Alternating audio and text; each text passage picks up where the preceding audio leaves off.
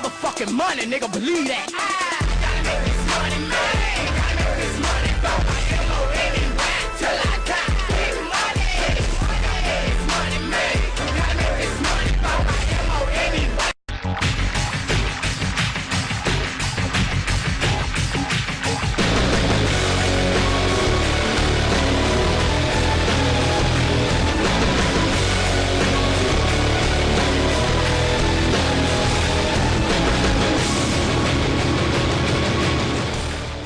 Wrestling Rants and Reviews. As always, I'm your host, Big Mike. This is episode 64, and this is going to be a Raw review. Now, this is something I said I'd stop doing, and I was going to leave it for the IWWS channel for my weekend review, but you know what? I was impressed with this week's Raw, so I'm going to review it because it's been a very, very long time since I've been impressed with Raw. So let's start off by the opening. Obviously, start out with R-Truth. He comes to the ring, says he's happy to be the #1 contender. Yada yada yada. He's gonna be a fighting champion. Then we get John Morrison. John Morrison's music hits. He comes down and says R-Truth got lucky last week, and that it should be him for the #1 contender, yada yada yada yada. They end up having a match for the #1 contendership being on the line for the spot in the triple threat match. No, it's a pretty good match. Not gonna complain here. It's a pretty solid match, back and forth, with Morrison getting the win. And Morrison goes to congratulate R-Truth at the end, and R-Truth doesn't want nothing of it. He's a little pissed off. Don't blame him. He just lost his spot after winning it last week. But what surprises me, we get an R-Truth heel turn. That's right. Morrison celebrating on top of the ropes. He gets knocked down by R-Truth. And then kicked outside by R-Truth. Looks like R-Truth is going to think about what he did, and console Morrison and say sorry, but he ends up smashing him, throwing him back down to the ground, beating him up some more, and then grabbing a cigarette from the guy in the front row and smoking it. Don't know what this is all about. Don't know if this makes him that much more of a bad guy because he's now smoking. Don't know if it means we're going to leave the PG era. I have no idea why anything smoking has to do with it. But we do get an R-Truth turn, and I think this is going to get some heat for a couple reasons. Because someone said to me, it doesn't make sense. Why would they give him the #1 contendership one week and take it away the next? You're right, it don't make sense, but that's a way to, I don't know. I really don't know. It makes the heel turn make sense, you know what I mean? Makes us hate the front office for doing that, giving it to him and taking it away. But they hope that he generates enough heat that we'll forget about it and hate R-Truth and give him heat for becoming a heel. Does that make sense? You know what I'm talking about? Good. Moving on, our next match is Dolph Ziggler versus Evan Bourne.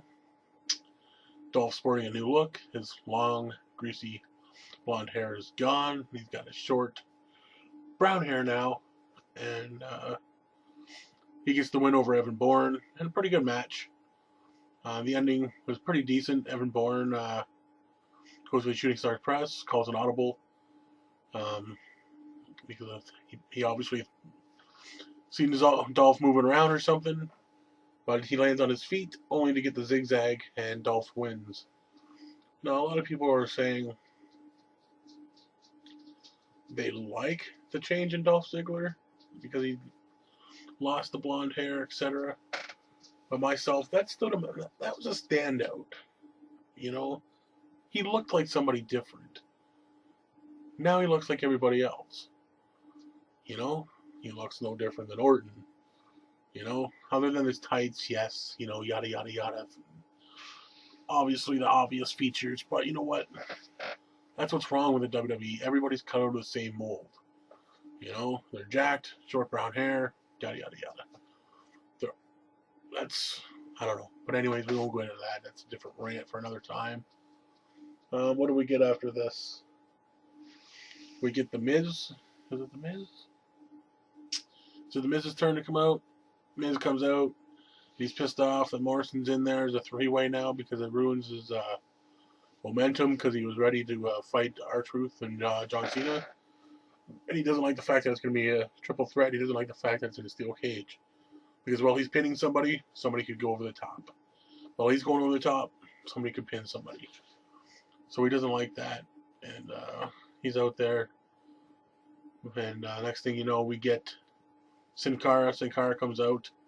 He clears his spot with the trampoline this time. And I think he was supposed to fight Alex Riley by himself, one-on-one.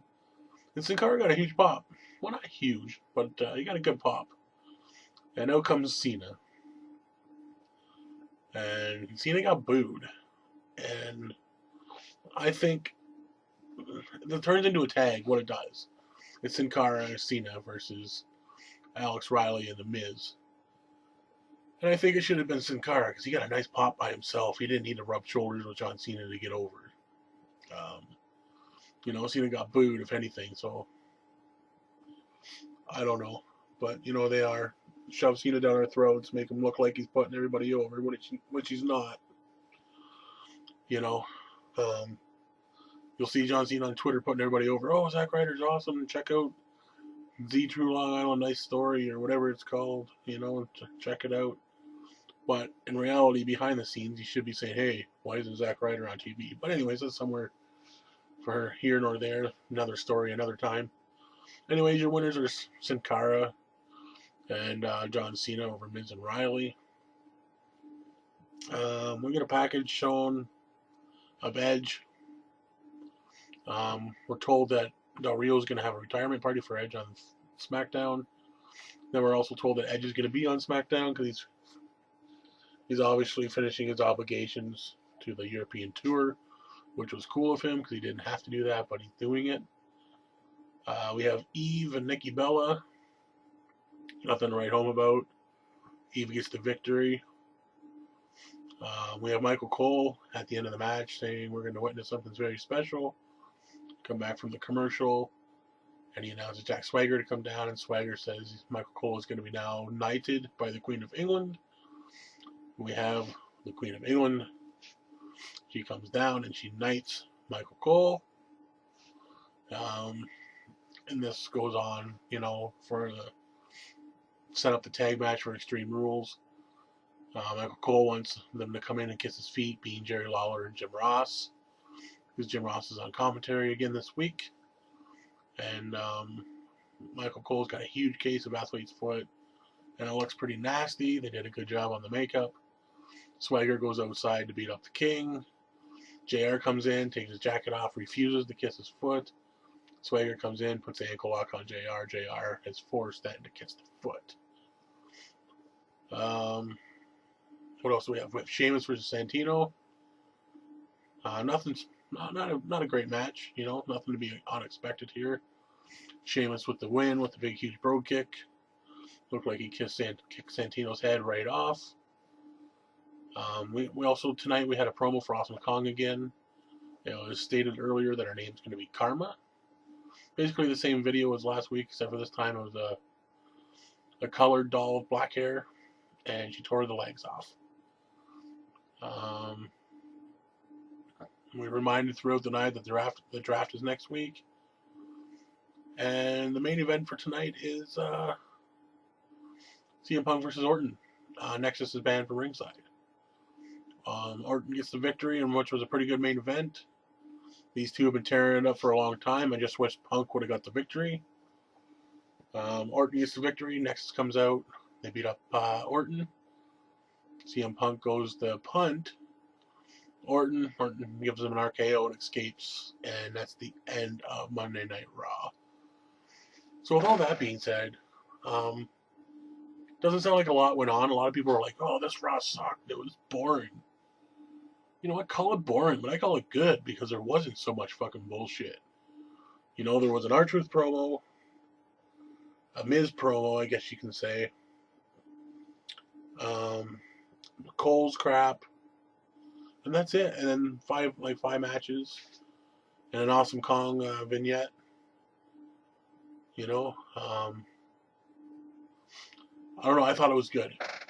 Regardless of what people say, it wasn't full of nothing. It might have been stale, boring, but I think it just didn't have a lot of shit involved. It was straight up pretty solid. You know, in my books. And consider me wrong. Like usually all week, all month, or all year, or whatever, I've been saying Raw sucks. And it's usually because it's full of promos and nothing but promos and like 3 matches or 4 matches. Well, we got a 5th match this week, which is pretty impressive. And the matches that we had didn't suck. You know, they were pretty straightforward and good matches. A lot of back and forth in all the contests. So I think it was a good Raw. You know, if you want a Raw that's got 17 promos and 8 vignettes, you know, in 2 matches that means shit all, then I guess you don't care that they took the name wrestling out of wrestling and wrestling WWE, because you're not there to watch wrestling if you're all into that fucking promo shit and all that excitement The Rock says and you can't see me, you know. But me, I like the fact that they got down to the nitty gritty and didn't have all that extra bullshit in the back. You know what I mean? So it is what it is. You like what you like. You don't like what you don't like. And this week I liked Raw. So yeah, on that note, I'm Big Mike for Wrestling Rants and Reviews.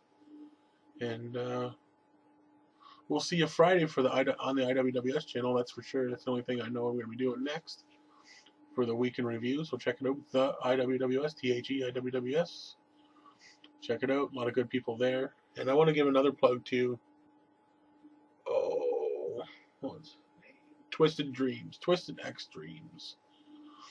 That's right. He liked a couple of my videos this afternoon, and he's featuring me on his channel. So the best thing I can do is plug him, and you guys go check his videos out. There's a lot of good things over there.